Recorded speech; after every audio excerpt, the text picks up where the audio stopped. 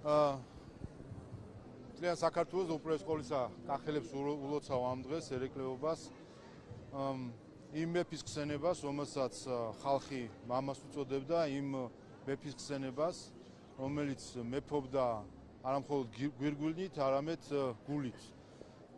ერეკლე მეფის მთავარი საფიქრალი ქვეყნის გადარჩენა და მისი გამთლიანება იყო.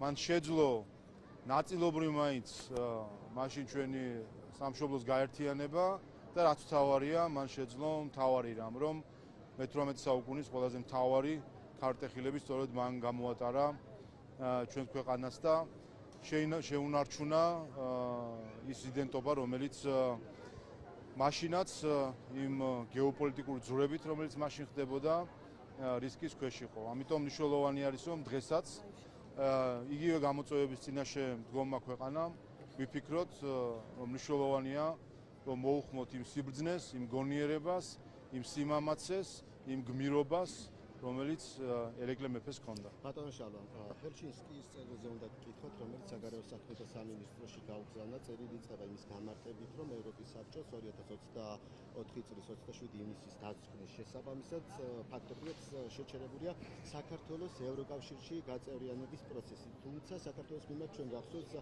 ბრალდებები. ამ ოფიციალურ წერილში ეს ჩანაწერი შეგვიძლია აღიარებად გავიგოთ, რომ თბილისმა კი არა ბრიუსელმა შეაჩერა ეს პროცესი.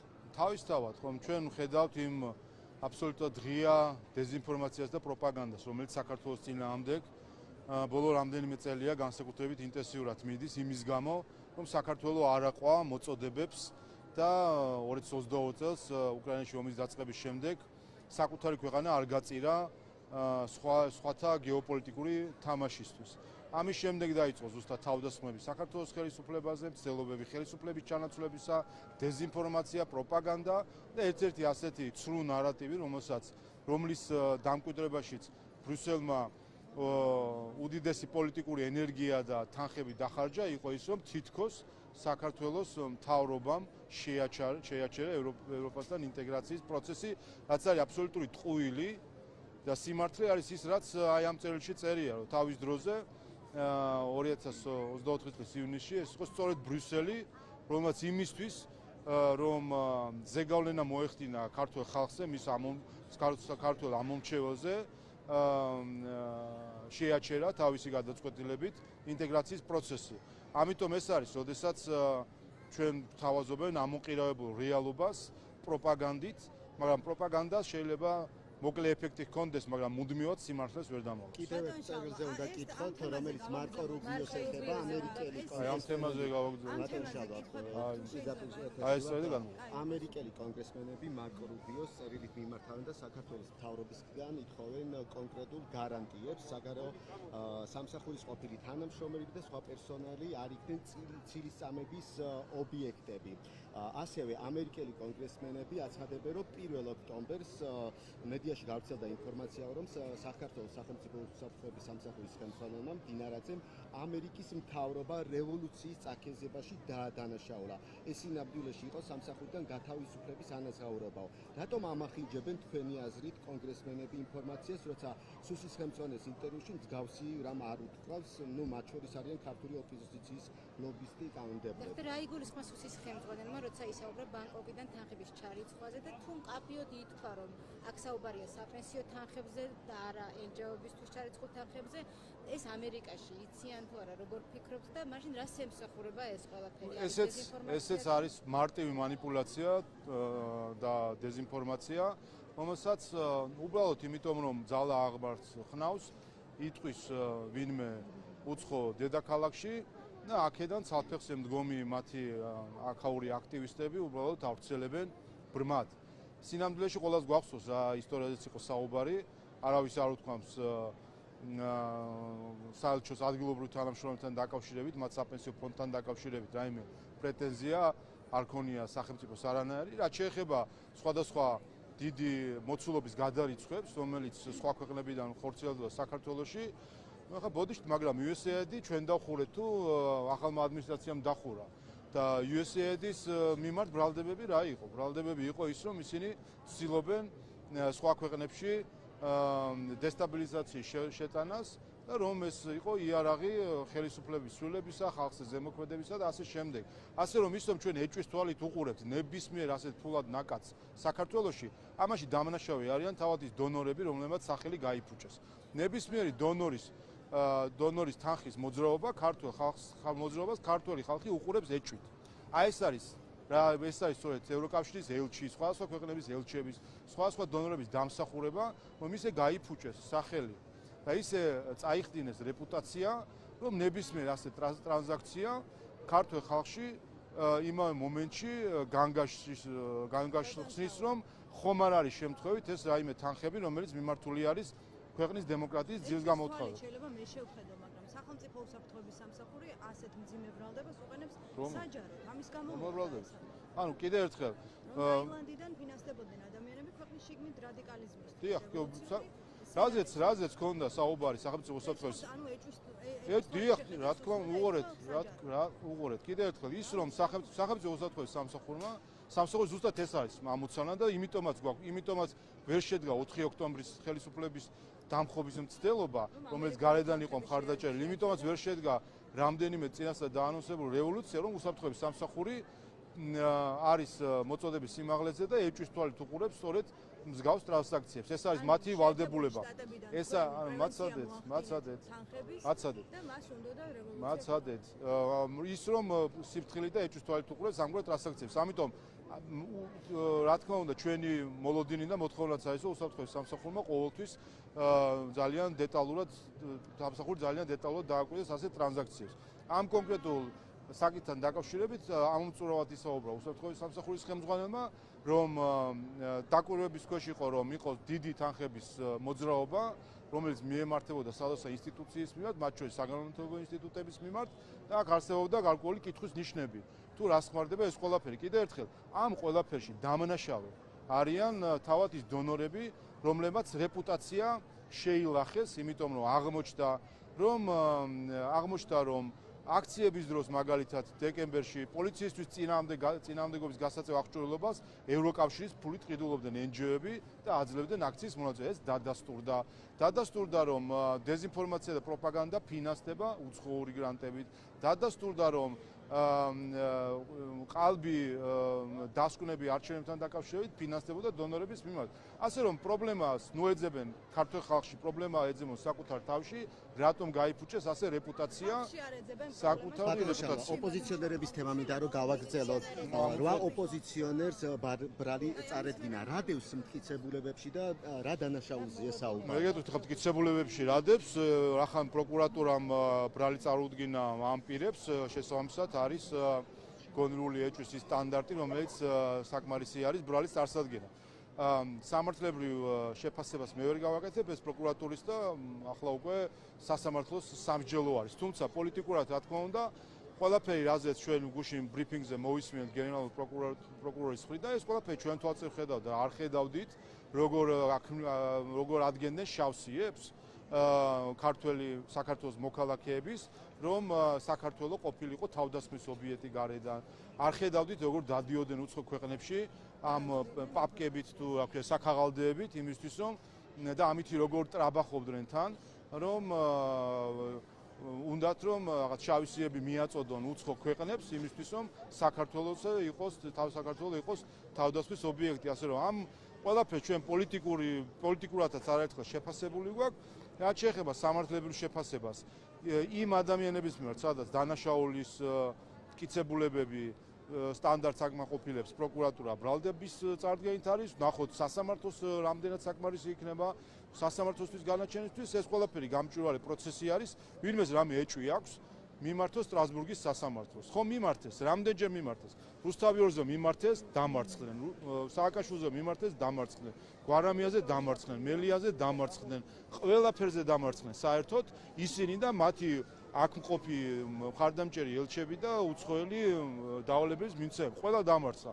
აქაც რამე პრეტენზია ექნებათ, არ მოეწონებათ მართლმსაჯულების გადაწყვეტილება, როცა იქნება მიმართონ სტრასბურგს და იქაცო დამარცხდებიან, მერე მაინც მოიხადონ ბოდიში და ჯერ წინა 5 წელს როგორ შეფასებით მიხეილ სააკაშვილის განცხადება, სადაც ის ამბობს, რომ ორ საქართველოში ცხოვრობთ, ერთია ცივილიზებული და ევროპა, მეორე ბირჟავლიკი, გრუზინები და ერთად არ დაგვიდგომება. რატომ ხობს ქვეყანას და რას ემსახურება მისი ეს გზავნილი? ეს არის სინამდვილეში ჩვენლა გვახსოვდეს, როდესაც ბრიუსელიდან საუბრობდნენ პოლარიზაციაზე, გულისხმობდნენ არსებულ პოლარიზაციას, ანუ სინამდვილეში ეს იყო პოლარიზაციის დამკვიდრების სურვილი, რომელიც მოდიოდა ბრიუსელიდან. გაიხსენეთ რასა იუკნევიჩიანის გამონათქვამი, რომელიც ერთ-ერთში იმეორებს ზუსტად სააკაშვილი მის გამონათქვამებს, მისი ფაშისტური ხასიათის შეფასება, რომ ქართული ოცნება არის ვირუსი თუ ინფექცია, რომელიც უნდა ამოკვეთონ და ქართველი ხალხი რომელიც ხმას აძლევს ქართულ ოცნებას, რომ ის არის დამნაშავე. მთელი ხალხი გამოაცხადა დამნაშავედ ქალბატონმა იუკნევიჩიანემ და იგივეს იმეორებს სააკაშვილი, რომელიც ზუსტად მათი დავალებებით მოქმედებს. და ამას საუბრობდით ჩვენ, რომ მათი პირადი აგენტების და დავალებების შემსრულებლების გარდა სხვა დანარჩენი ხალხი არ ვართ. ჩვენ ხალხად არ გვთვლია. ისინი ხელისუფლებაში ხელისუფლებაში მოიყვანონ მათი მარიონეტები, ალბათ საიმე შეგვიქმნია სადმე რეზერვაციას და შიგნით შეგყრიან სულ ყველას. და იქნებიან თავისთვის სემინარებით, ყავებით, ირბორი ნაკეთიქით და ივლიან სხვადასხვა დედაქალაქებში და ტელეხიდები ექნება ჩართვით. ეს არის სინამდვილეში, რომ ხალხად არ გვთვლიან. აბა სხვა რა არის? ქალბატონი კომისარი კოსი რო გამოდის და საუბრობს ხალხის მოусმინეთო.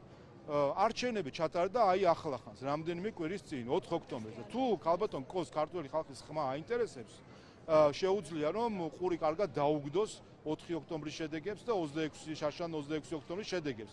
და სინამდვილეში ძალიან კარგადაც ესმის ეს ხმა, უბრალოდ იყურუებს თავს, იმიტომ რომ ხალხად არ თulis ქალბატონი კომისარი კოსი იმ ადამიანებს, რომლებაც ქართულოცნებას ხარი დაუჭეს, ის ადამიანებად და ხალხად არ თulis. იმიტომ რომ მისთვის ხალხი არის ის NGO-ები, რომელსაც აფინანსებენ. აი ეს არის სინამდვილეში მშვიდობის, აი ესე ჩვენს თვალსა და ხელშუა. ჩვენს თვალსა და ხელშუა ბრიუსელი მშვიდობისა და კეთილდღეობის პროექტს ევროკავშირს აქცევს რაღაც სხვა ქვეყნებისთვის ძირის გამოთხრის, საზოგადოებების დახლეჩვის, ერთმანეთზე გადაკიდების პროექტად. აი ამას აკეთებს ყოველდღიურად სამწუხაროდ ბრიუსელი და მისი წარმომადგენლები. 7 ნოემბერი ტელეკომპანია იმედის ისტორიაში არის უმძიმესი დღე ბატონო შალვა. თქვენ როგორ ფიქრობთ, რა ასწავლა ამ დღემ ნაციონალურ მოძრაობას და გაიაზრა თუ არა 7 ნოემბერი მისმა ფილიალებმა? ეს იგივე ხალხია და დღესაც ნახავთ, ხო? ზუსტად იგივე ხალხი, ვინც 7 ნოემბერში დანაშაული შექმნა, დღესაც საუბრობს, რომ უნდა შევარდნენ იმედში და დღესაც ქალბატონ იუკნევიჩიანემ გუშინ რა თქვა, რომ იმედი უნდა გააქრონ, ხო? აი ეს არის, აი მათი დაკვეთა იყო, ეს აჩენს საერთოდ ჯამში, რომ მათი დაკვეთა იყო, რომ ნებისმიერი ოპონენტი, ვინც სააკაშვილს ყავდა, უნდა გაექროთ, გაეუქმებინათ, მოეცილებინათ და სადღაც რეზერვაციაში შეეყარათ. აი ეს იყო სინამდვილეში ის ევროპა, რომელსაც გვიშენებდა სააკაშვილის ხელით ზოგიერთი ევროპული პოლიტიკოსი, ევროპელი პოლიტიკური ელიტის წარმომადგენელი. ბატონო შალვა, ჰერჩისკის წერილზე მაქვს კითხვა, თქვენ როცა ამბობთ, რომ ევროკავშირმა წინასწარ შეაჩერა ინტეგრაციის პროცესი, გაიხსენეთ მაშინ ევროკავშირი რას ამბობდა, როცა აგენტების შესახებ თქვენ კანონი დაამტკიცეთ და შეწყდა მოლაპარაკებები ქართულ ოცნებასთან. აი რა იყო მაშინ? მაშინ იყო ტყუილი, რასაც ამბობდა, თითქოს საქართველოს პარლამენტმა მიიღო რუსული კანონი, რომელიც აღმოჩნდა შემდეგ ამერიკული კანონი. და რა შედეგი მოყვა ამას, ანუ რა გადაწყვეტილება მიიღო შემდეგ ევროკავშირმა? ტყუილი გამოიგონა და ტყუილ დაყრდნობით შემდეგ თქვა, რომ აჩერებდა ინტეგრაციის პროცესს. პოლიტიკურ კონტაქტებს და არა ინტეგრაციის პროცესს. არა, პოლიტიკურ კონტაქტებს იქამდე სანამ თქვენ თქო ეს წერილიც არ წაგიკითხავთ, რომ კი ბატონო, დე ფაქტო შეჩერდა ივნისში. ეს წერია ზუსტად ამ წერილში. ეს ანუ უყურეთ ტყუილს მოკლედ. შეცვლის პოლიტიკური კონტაქტები ქართულ ოცნებასთან შეწყვეტილია. ეს ინტეგრაციის შეწყვეტა ზუსტად ინტეგრაციის პროცესი იყო. არა მხოლოდ კონტაქტები იყო შეწყვეტილი, არამედ პროექტები შეჩერდა, შეგვიძლია მაგალითებიც მოგიყვანოთ, ხო? იმიტომ ინტეგრაციის პროცესისთვის იყო ეს პროექტები შექმნილი და ისინი შეწყვეტეს და მათ შორის კონტაქტებიც ამისთვის არის, არსებობს საბჭო, რომელიც უნდა შეკრებილიყო, ხან იქ არ მიიწვიეს, ხან კომიტეტის წარმომადგენელი არ მიიწვიეს. ეს არის სწორედ ინტეგრაციის პროცესი, როდესაც არის დიალოგი და გააჩერეს დიალოგი და ინტეგრაციის პროცესი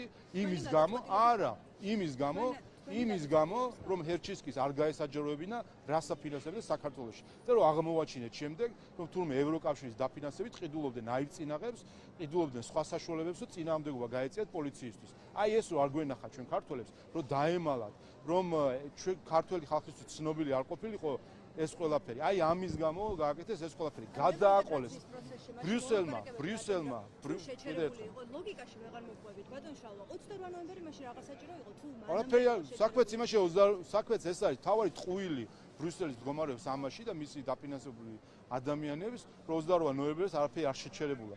აიღეთ კიდე ერთხელ და გადაიკითხეთ. აი ახლა მაინც წაიკითხეთ. აი რაცა ეს ტყუილი სამარცხვინო ტყუილი გამოაშკარავდა ბრიუსელის მხრიდან, ახლა მაინც გადაიკითხეთ 28 ნოემბერს რა თქვა ირაკლი კობახიძემ. ირაკლი კობახიძემ თქვა შემდეგი, რომ ქართველი ხალხი არ გახდება მათხოვარი იმისა, რომ ოღონდ თქვენ ის შეჩერებული პროცესი განაახლეთ და ჩვენ ყველაფერს ვიზავთ, ცალფეხზე დავდგებით, ესკალაციაზე წავალთ, გავაუქმებთ სასამართლოს, დავიჭერთ ვისაც ჩვენ გვეტყვით რომ დავიჭიროთ და გავათავისუფლებთ იმას, ვისაც თქვენ გვეტყვით რომ გავათავისუფლებთ.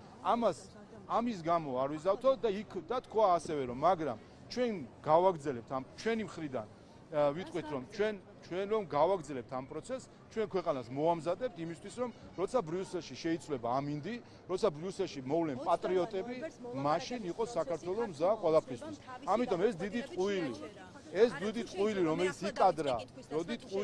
იკადრა ბრიუსელმა საქართველოსთან დაკავშირებით, აი დიდი ტყუილი ახლა არანაირ მოლაპარაკების პროცესს ხოჭის არ გქონია. მოლაპარაკება არ მინდა თქვენ სისულელე. აი რატო იცავთ? რადგანაც ევროკავშირის ელჩი იცავს თუ იმას ბრიუსელს იცავს.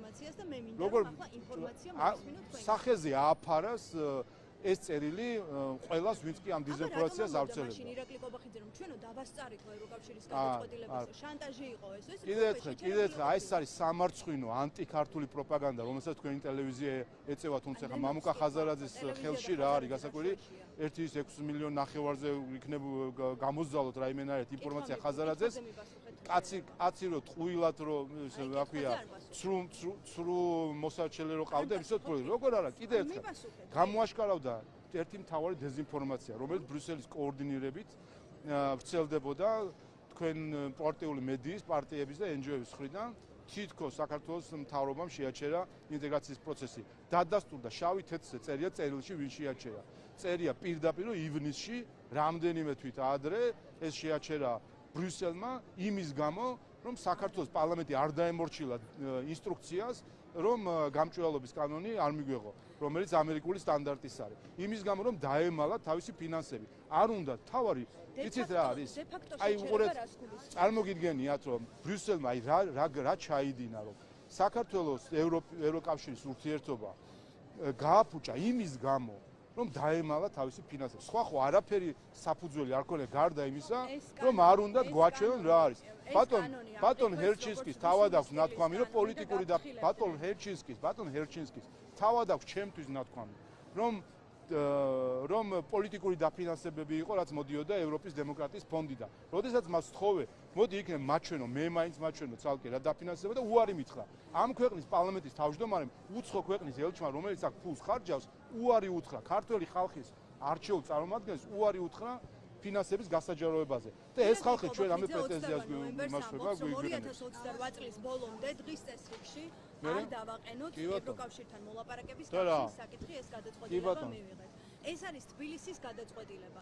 ბრიუსელმა 2024 წლის ივნისში გადაწყვიტა პოლიტიკური კონტაქტების შეწყვიტა ინტეგრაციის პროცესი. მოდით რა აი ხა ინგლისური წაიკითხეთ ის წერილი ხო? წაიკითხეთ წერილი. დე-ფაქტო შეჩერება ხომ შეჩერება არ არის ბატონო კი შეჩერება. 28 ნოემბერი რა შეჩერება დე-იურე ეხლაც არ არის არაფერი შეჩერებული სხვა შორის თუ გაინტერესებს მათ შორის არც ბოლო გადაწყვეტილებები და დე-ფაქტო შეაჩერა ბრიუსელმა. ბრიუსელია დამნაშავე ამ ურთიერთობების შეჩერების იმის გამო რომ აუღონდ არ გაესაჯერებინათ საკუთარი დაფინანსება, ოღონდ დამალული ყოფილიყო ეს ფინანსები, გადააყოლეს, აი თავის მავნე დაფინანსებას, ისვედების, იქ იდიდან დაფინანსებული პარტიებს აფინანსებდნენ პირდაპირ სირცხვილიას რო აფინანსებდნენ, მოლოტოვის კოქტეილებს აფინანსებდნენ, ნიღბებს აფინანსებდნენ. აი ეს რო არ გაგვეგო ქართველ ხალხს, რომელიც ახლა ნელ-ნელა ვიგებთ, აი ესო დაემალა და არ გადააყოლეს ამ ყველაფერს საქართველოს ევროკავშირის ურთიერთობა. ხო სირცხვილია მართლა, ხო მართლა სირცხვილია, რომ ევროპა მშვიდობის და კეთილდღეობის სივრცე იქცა აი ასეთი ბოროტი გეგმების, სხვა ქვეყნისთვის ძირის გამოთხრის, რეჟიმ ჩეინჯების და ანუ ხალხზე ზემოქმედების ინსტრუმენტად. ამიტომ ბრიუსელი უნდა დაფიქრდეს. ისინი დღეს აცდნენ ევროპულ ღირებულებებს, აცდნენ იმას, რაზე დაფუძნებული არის ევროკავშირი. ბრიუსელი დღეს ევროპულ ღირებულებების აღარ მიყვება. უნდა დაფიქრდნენ, ეს გზა მიდის ჩიხში. მიდის არა ევროპულ კავშირისკენ, არამედ საბჭოთა კავშირისკენ. ეს გზა ჩვენ ვიცით, ჩვენ ამ საბჭოთა კავშირში ნაცხოვრი ხალხი ვართ და ამას ხედავთ პირდაპირ. არა. ჩვენ ხედავთ, იმიტომ რომ ჩვენ გვჯერა ევროპის და ევროპელი ხალხის და ჩვენ ხედავთ იმ გამოღვიძებას, რომელიც ევროპაში ხდება, სახელმწიფოზე მიყოლებით პატრიოტული ძალები, როგორ მოდიან ხელისუფლებაში. ჩვენ გვჯერა ამის, რომ ეს ძალები მოვლენ ბრიუსელში და დააბრუნებენ მას ევროპულ ღირებულებებთან. დღეს ბრიუსელი უფრო აცდენილია ევროპულ ღირებულებებს და მათ შორის პოსტსაბჭოთა პოლიტიკოსების სირჭარბის გამო ევროპა უფრო საბჭოთა კავშირისკენ მიყავს და აცილებს ევროკავშირს. პოლიტიკურ პარტიებზე ბოლო კითხვა მაქვს. აღარ დაგიწყოთ, აღარც ჩამოვა.